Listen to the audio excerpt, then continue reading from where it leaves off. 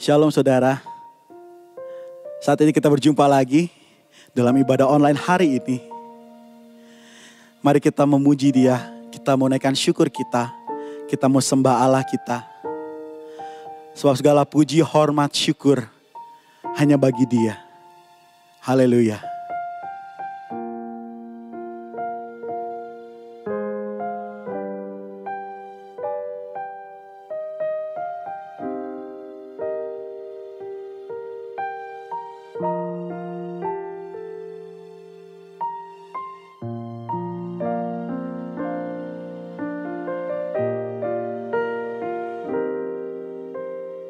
Naikkan syukur padamu Yesus, ku sembah sujud kepadamu Tuhan, di hadapan tata kemuliaan-Mu, ku tinggikan, ku agungkan selamanya. Segala puji, syukur bagimu, ku tinggikan nama-Mu selalu. Kemuliaan hanya bagi-Mu, terpujilah nama-Mu.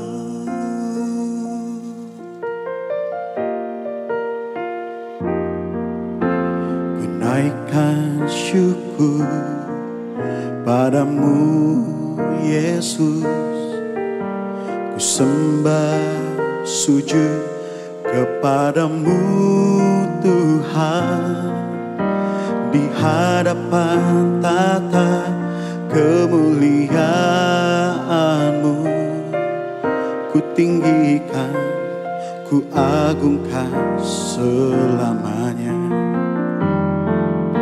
Segala puji, syukur bagi-Mu, ku tinggikan nama-Mu selalu. Kemuliaan hanya bagi-Mu, terpujilah nama-Mu. Segala puji, syukur bagi-Mu, ku tinggikan nama-Mu selalu. Kemuliaan hanya bagi-Mu, terpujilah nama-Mu. Segala puji, syukur bagi-Mu, ku tinggikan nama-Mu selalu. Kemuliaan hanya bagi-Mu, terpujilah nama-Mu. Segala puji, syukur bagi-Mu, ku tinggikan nama-Mu selalu. Kemuliaan hanya bagi-Mu, terpujilah nama-Mu. Terpujilah nama-Mu, terpujilah nama-Mu.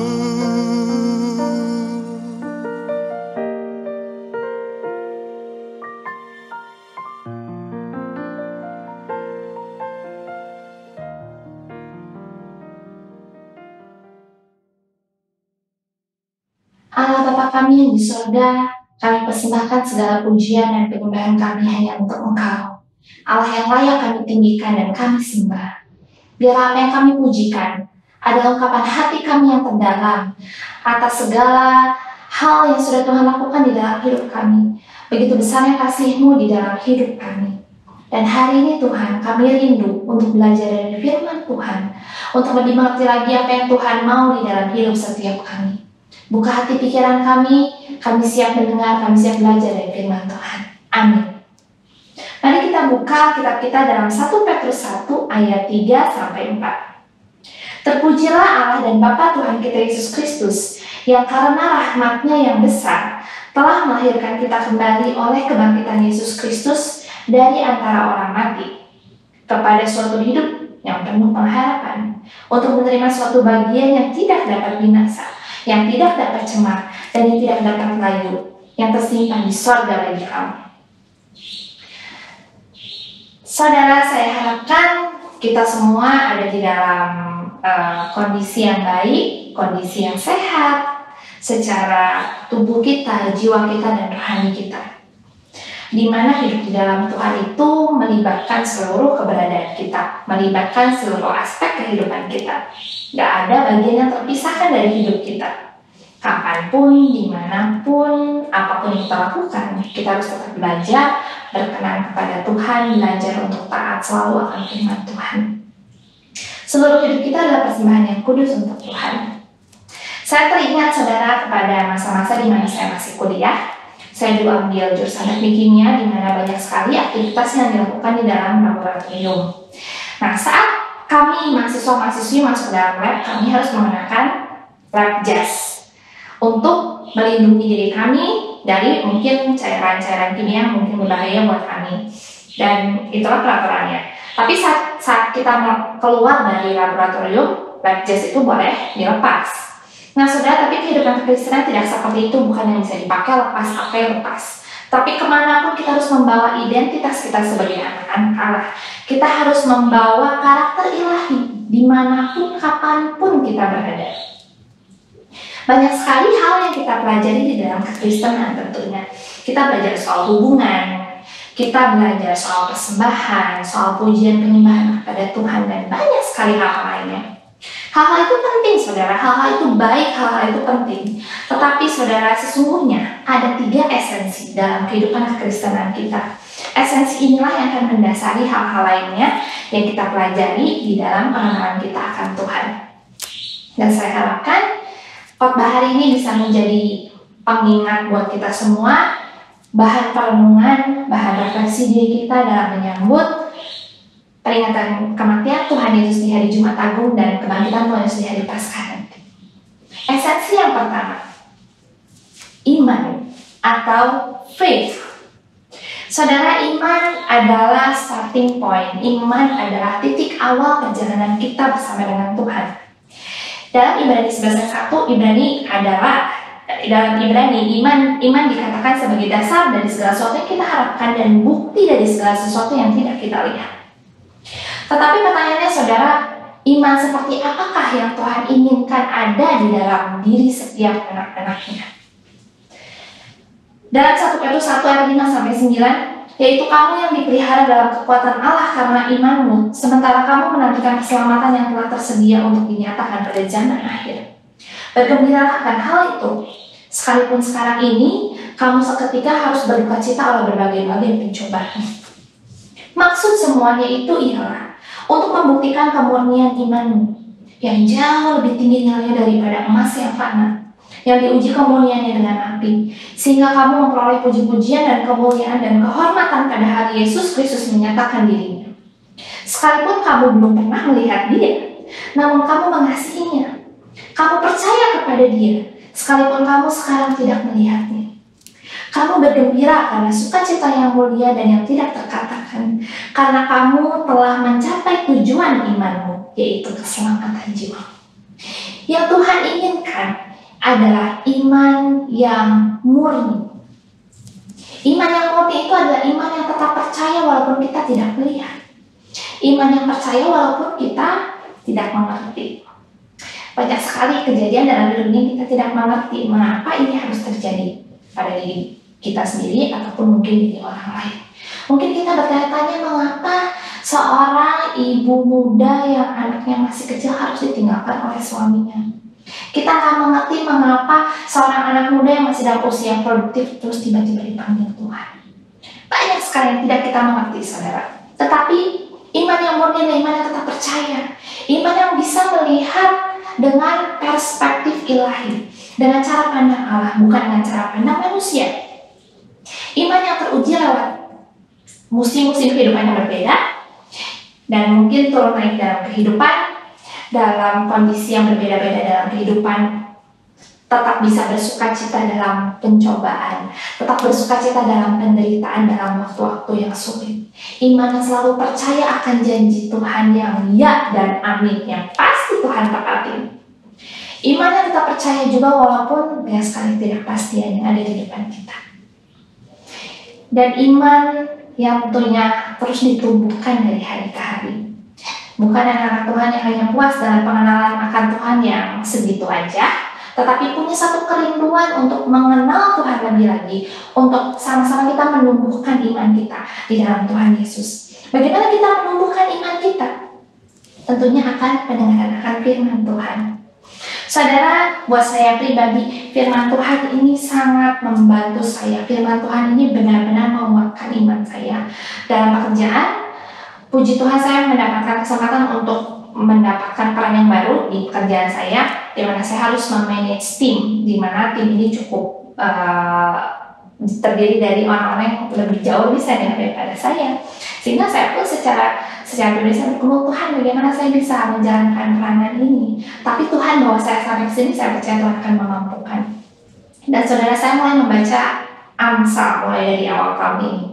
Saya baca Amsal, saya renungkan, dan saudara, firman Tuhan benar-benar menguatkan iman saya. Bahkan dalam pekerjaan saya mendapatkan banyak ide-ide, banyak inisiatif yang saya adopsi dari firman Tuhan yang saya baca.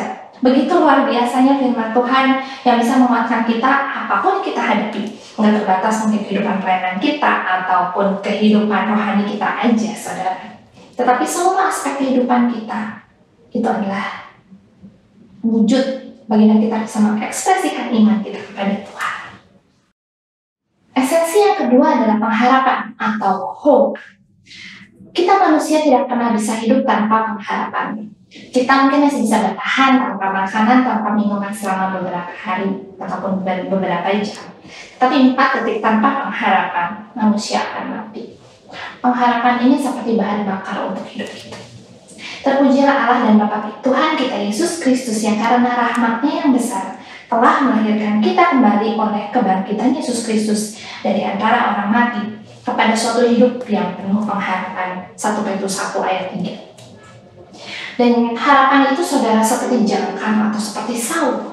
Dalam Ibrani 6 ayat 19 firman Tuhan berkata, pengharapan itu adalah saung yang kuat dan aman bagi jiwa kita yang telah dilabuhkan sampai ke belakang tabir. Pengharapan itu seperti jangkar. Jangkar itu fungsinya untuk apa sih, saudara? Jangkar itu adalah alat untuk keamanan, alat untuk menjaga kapal tetap berada di posisi yang seharusnya, baik itu di tengah badai maupun di air yang tenang. Saat badai, saudara, yang dilakukan oleh awak kapal adalah melepaskan jangkar supaya kapal itu tidak terbawa arus, dan juga saat kapal sedang dilabuhkan, walaupun airnya tenang, tapi air itu tetap bergerak. Kalau tidak ada jangkar, kapal itu akan pergi ke tempat yang tidak semestinya. Dan yang penting di sini, saudara, apakah jangkar pengharapan kita?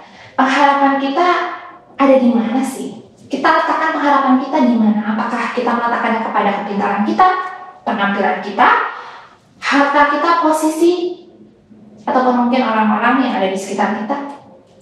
Ingat, saudara, bahwa pengharapan yang pasti, pengharapan yang Tuhan inginkan ada di dalam setiap kita adalah harapan di dalam Yesus Kristus, di mana ada satu jaminan, ada satu kepastian yang tidak akan pernah mengecewakan kita. Pengharapan ini, saudara, seperti jangkar yang tadi saat badai itu adanya di bawah badai. Sepertinya mungkin kita nggak melihat Tuhan itu bekerja, tapi sebenarnya Tuhan itu selalu bekerja di dalam hidup kita. Tuhan selalu memberikan perlindungannya pada kita, sehingga kita tidak perlu takut. Kita selalu punya harapan apapun yang kita hadapi di dalam kehidupan ini. Iman dan pengharapan harus diaktifasi bersama-sama dan dilatih dalam setiap proses kehidupan yang kita alami. Sekarang saudara, kita melihat bahwa banyak sekali orang yang ditinggalkan oleh orang yang terkasih. Kita banyak sekali melihat orang-orang yang tiba-tiba mungkin meninggal atau dipanggil Tuhan karena sakit penyakit, karena pandemi, ataupun banyak alasan lainnya. Dan hari ini sudah 28 Maret seharusnya adalah ulang tahun ke-30 Yonatan, adik saya yang sudah Tuhan panggil 4 tahun yang lalu. Dan saat itu kami sedih, kami juga sedih saudara. Secara manusia kami sedih ditinggalkan. Tetapi ada satu penghiburan, ada satu pengharapan di mana kita akan bertemu kembali di sorga nanti. Seperti itulah hidup anak-anak Tuhan. Karena walaupun duka cita harus dilewati, proses yang tidak mudah harus dilewati, tetapi ada pengharapan bahwa suatu hari nanti kita akan lepas, suatu hari nanti kita akan bertemu di sorga nanti, kita akan mendapatkan suatu sukacita yang tidak terkatakan. Saudara, hiduplah dengan berpengharapan. Hiduplah seperti orang-orang yang berpunya pengharapan. Jangan seperti orang-orang yang tidak punya pengharapan. Hiduplah dengan semangat. Hiduplah dengan sukacita. Karena saya percaya bahwa sukacita itu pun juga bisa menular, saudara. Saat kita menjadi orang yang bersukacita, keluarga kita pun bisa bersukacita bersama-sama. Saat kita bersukacita, teman-teman kantor kita juga bisa bersukacita. Teman-teman pelayanan kita, gereja kita, negara kita, bahkan seluruh dunia bisa bersukacita bersama-sama kalau ada anak-anak Tuhan yang hidup dengan pengharapan di dalam Tuhan Yesus Kristus. Esensi yang ketiga, saudara, adalah kasih atau love. Dalam 1 Petrus 1 ayat 22, firman Tuhan berkata, karena kamu telah menyucikan dirimu oleh ketaatan kepada kebenaran, sehingga kamu dapat mengamalkan kasih persaudaraan yang tulus ikhlas. Hendaklah kamu bersungguh-sungguh saling mengasihi dengan segenap hatimu. Teladan kasih yang sempurna Tuhan sudah tunjukkan di atas kayu salib. Bagaimana dia mengorbankan dirinya, bagaimana dia mengorbankan kenyamanannya, untuk apa? Untuk membuktikan bahwa dia begitu mengasihi kita. Untuk membuktikan bahwa ada seorang sahabat yang mau mengorbankan dirinya untuk kita, orang-orang yang berdosa, orang-orang yang tidak layak. Kasih yang seperti apa yang Tuhan tunjukkan?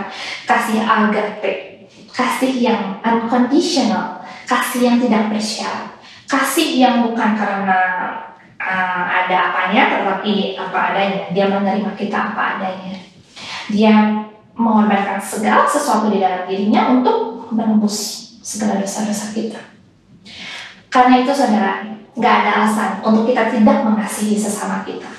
Sesama bukan berbicara hanya soal orang-orang yang juga berbuat baik pada kita, ataupun mungkin orang-orang yang begitu mengasihi kita. Itu berbicara juga soal orang-orang yang mungkin membenci kita, orang-orang juga yang mungkin mengganggu hidup kita kadang-kadang.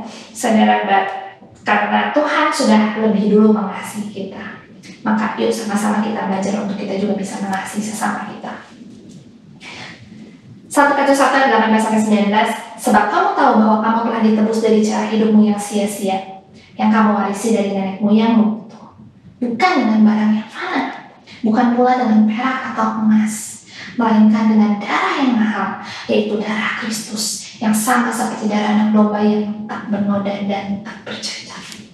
Kita telah ditebus dengan darah yang mahal, dengan harga yang begitu mahal. Bisakah kita membayar kembali? Enggak bisa. Tetapi bisakah kita hidup kudus? Yes, kita bisa. Tetapi apakah itu mudah? Tentu tidak, saudara. Perlu usaha, perlu usaha yang sengaja, perlu effort, perlu menanggalkan segala kenyamanan kita untuk kita bisa memelihara kehidupan kita dalam kekudusan.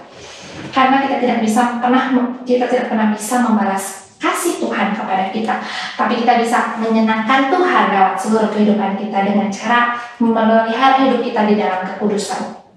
Kekudusan di dalam pernikahan, setia dengan pasangan kita, membangun pernikahan yang sehat, membangun komunikasi yang sehat di dalam keluarga, di dalam pernikahan kita. Kekudusan di dalam kehidupan finansial kita, dalam keuangan kita. Setialah dalam perkara kecil, saudara. Saat kita setia, mungkin gaji kita belum terlalu besar, tapi kita setia tetap memberikan perpuluhan. Saat Tuhan berkati kita dengan gaji yang lebih besar, kita tetap setia memberikan perpuluhan, memberikan persembahan. Ibadah secara online bukan berarti persembahan juga berhenti ya saudara, karena tentunya gereja pun membutuhkan biaya untuk operasional, untuk segala kebutuhan lainnya. Mari kita tetap belajar setia untuk memberikan persembahan. Itu adalah bentuk bagaimana kita bisa memelihara kehidupan kita di dalam kekudusan. Kekudusan di dalam perkataan kita. Hati-hati dalam perkataan yang kita ucapkan. Hati-hati dengan kata-kata yang mungkin kita pikir itu biasa saja, tapi ternyata itu racun. Saat kita kesal sama anak, saudara, mungkin ada kata-kata negatif yang keluar. Mari kita minta Tuhan menolong kita untuk kita bisa mengucapkan berkat untuk anak-anak kita, untuk orang-orang yang ada di sekitar kita. Kekudusan di dalam apa? Soal di dalam pikiran kita. Saat ini saudara, mungkin banyak orang yang sehat secara fisik, tetapi belum terlalu sehat secara pikiran. Karena iblis juga banyak menyerang kita di dalam pikiran kita. Dengan apa? Dengan kekhawatiran, dengan ketakutan, dengan kecemasan. Segala sesuatu yang terjadi mungkin jadi efeknya jadi pikiran negatif terus.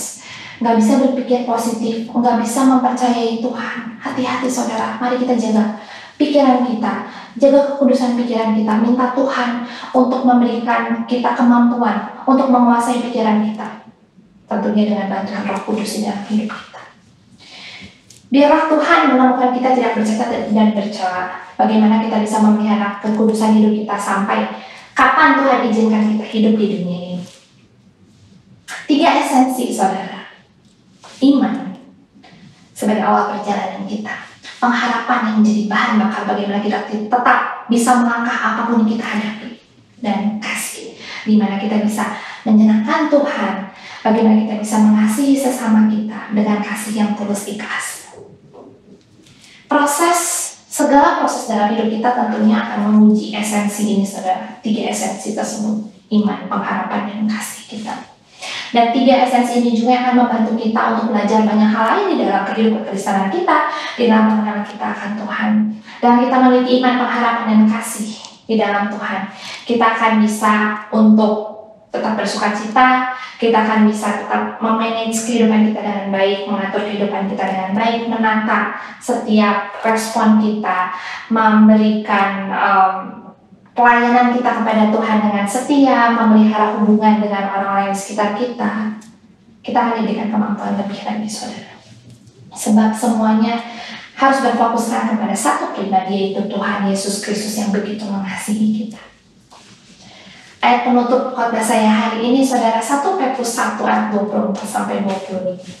Sebab semua yang hidup adalah seperti rumput, dan segala kemuliaannya seperti bunga. Rumput menjadi kering, dan bunga gugur. Tetapi firman Tuhan tetap untuk selama-lamanya. Inilah firman yang disampaikan Injil kepadamu. Saya berdoa saudara supaya kita semua diingatkan kembali bahwa hidup kita hanya sementara di dunia ini. Kalau Tuhan masih berikan kita kesempatan untuk hidup, artinya Tuhan masih memberikan kesempatan untuk kita bisa mengenal Dia lebih lagi, bisa mengasihi sesama lebih lagi, bisa melayani Tuhan lebih lagi, sampai Tuhan datang untuk kedua kalinya atau sampai Tuhan panggil kita kembali ke dalam surga.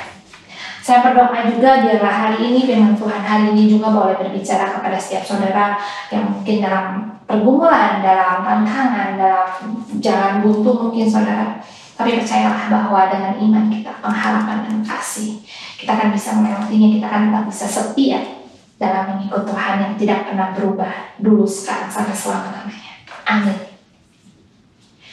Terima kasih Bapak untuk hari ini. Biarlah 3 esensi iman, pengharapan, dan kasih di dalam Tuhan Yesus Kristus boleh terus mengingatkan kami, boleh terus menjadi dasar kehidupan kekristenan kami, menjadi dasar hubungan kami dengan Tuhan. Sehingga dari hari ke hari kami bukan hanya melewati hidup kami, tetapi kami boleh menikmati hidup kami dengan bersuka cita. Kami boleh memberikan dampak yang positif dimanapun Tuhan tempatkan kami. Kami percaya bahwa Tuhan adalah Allah yang setia, Allah yang begitu peduli dengan segala keberadaan kami hari ini.